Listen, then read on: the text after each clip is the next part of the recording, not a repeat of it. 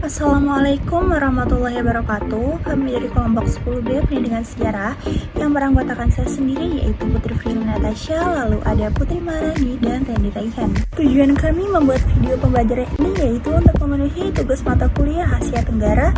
Adapun topik yang kami bahas yaitu mengenai pasang surut hubungan antara Indonesia dengan Malaysia. Latar belakang mengapa terjadinya hubungan pasang surut antara Indonesia dengan Malaysia yaitu bermula dari konflik Malaysia dan Indonesia sebagai dua negara berjijiran yang mempunyai banyak kesamaan seperti agama, bahasa, dan adat istiadat. Namun hubungan bilateral antara Malaysia dengan Indonesia ini sampai saat ini bisa dikatakan selalu mengalami pasang surut, walaupun berbagai usaha telah dilakukan untuk mengawasi agar tak muncul permasalahan yang lebih besar. Dinamika pertentangan berawal dari munculnya perbedaan interpretasi berkembang menjadi saling curiga satu sama lain. Ketika dunia pada umumnya dan negara-negara Asia Tenggara pada khususnya dipengaruhi oleh pertentangan antara blok komunis dan blok kapitalis. Kecurigaan sangat beralasan karena adanya perbedaan latar belakang sejarah terbentuknya kedua negara tersebut. Indonesia mendapatkan kemerdekaan melalui perlawanan terhadap komunisme barat.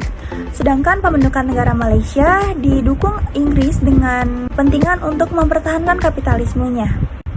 Pemahaman barat bagi kaum nasionalisme identik dengan kolonialisme, sedangkan kaum komunisme itu disamakan dengan kapitalisme. Selanjutnya materi akan disampaikan oleh rekan saya yaitu Putri Maharani. Pembahasan selanjutnya yaitu mengenai era konfliktual antara Indonesia dengan Malaysia. Pada tahun 1957, Indonesia pada saat itu memberikan kemerdekaan kepada tanah Melayu. Nah, terjadinya era konfliktual ini yaitu yang pertama pada era pemerintahan Soekarno, yang dimana pada era pemerintahan Soekarno tersebut telah terjadinya konflik antara Indonesia dengan Malaysia, yaitu dengan dibentuknya negara federasi yang akan mempersatukan Sabah dan Sarawak.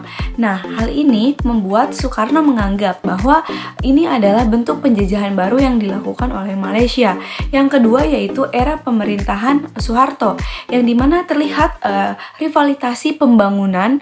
Nah, dari rivalitasi pembangunan tersebut adanya persaingan antara Malaysia dengan Indonesia yaitu dalam gerakan non-blok.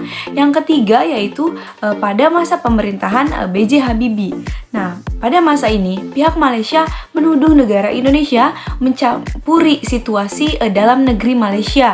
Nah, terjadinya konflik antara pihak tersebut yaitu pada masa pemerintahan B.J. Habibie.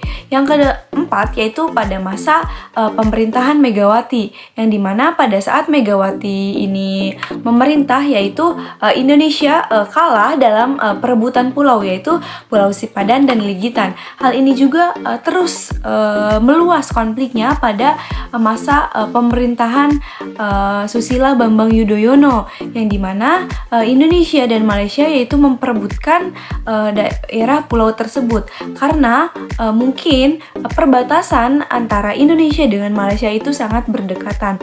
Dan sekarang yaitu pada masa pemerintahan Presiden Joko Widodo terjadinya banyak konflik-konflik yang sedang terjadi, bahkan pengklaiman beberapa produk-produk bahkan budaya negara Indonesia oleh Malaysia.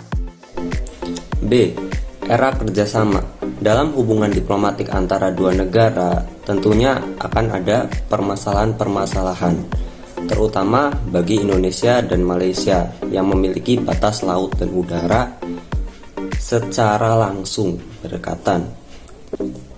Namun di dalam hubungan itu juga tentunya ada banyak kerjasama-kerjasama yang menguntungkan satu sama lain untuk perkembangan masing-masing negara. Yang pertama ada era pemerintahan Soekarno. Dalam era pemerintahan Soekarno ini, prestasi paling besar yaitu pembangunan hubungan antara Soekarno dengan Malaysia, yang pada saat itu Malaysia masih bernama Tanah Melayu dan Malaysia merdeka. Pada saat itu, karena Indonesia senang dengan bangsa serumpun yang merdeka, timbullah rasa nasionalisme sebagai penguat antara pemuda-pemuda Indonesia dan Malaysia melawan penjajahan saat itu. Yang kedua, era pemerintahan Soeharto. Di era pemerintahan Soeharto ini adalah masa keemasan hubungan Indonesia dan Malaysia. Dipertegas setelah konfrontasi Indonesia dan Malaysia, hubungannya membaik. Malaysia dan Indonesia kembali menjalin hubungan dan momentumnya adalah hubungan pasca konfrontasi di Bangkok, yaitu pada 11 Agustus 1966. Indonesia diwakili oleh Adam Malik dan Malaysia diwakili oleh Tun Abdul Razak. Yang ketiga, di masa pemerintahan Megawati. Di masa pemerintahan Megawati ini ketika mulai terjadinya perubahan setelah serangan 11 September 2001 di World Trade Center, New York. Kerjasama Malaysia-Indonesia adalah Coordinated Patrol atau Malindo Corporate yang kemudian ditandatangani di tahun 2004 untuk menjaga Selat Malaka. Di era pemerintahan Susilo Bambang Yudhoyono, Indonesia dan Malaysia mulai menyepakati, yaitu tahun 2006 ketika PM Malaysia saat itu Abdullah Ahmad Badawi melakukan kunjungan ke Istana Bung Hatta di Sumatera Barat. Kesepakatan yang dibuat adalah seperti di bidang ekonomi, keamanan, dan juga pendidikan, serta pemimpin Indonesia dan Malaysia sepakat untuk melakukan perundingan terkait menentukan batas wilayah ataupun di darat maupun di laut. Kemudian di era pemerintahan Jokowi. Di era pemerintahan Jokowi ini hubungan Indonesia dan Malaysia meningkat. Hubungan presiden sebelumnya, Jokowi membuat hubungan Indonesia dan Malaysia membaik seperti di presiden-presiden sebelumnya. Hal ini dibuktikan ketika Malaysia ikut menjadi negara ASEAN pertama yang jadi kunjungan Jokowi. Jokowi menegaskan bahwa Malaysia adalah negara prioritas untuk melakukan kerjasama bilateral. Dalam hal kerjasama Indonesia dan Malaysia di awal pemerintahan Jokowi ini ada 3 bidang kerjasama, yaitu tentang buruh migran Indonesia atau BMI.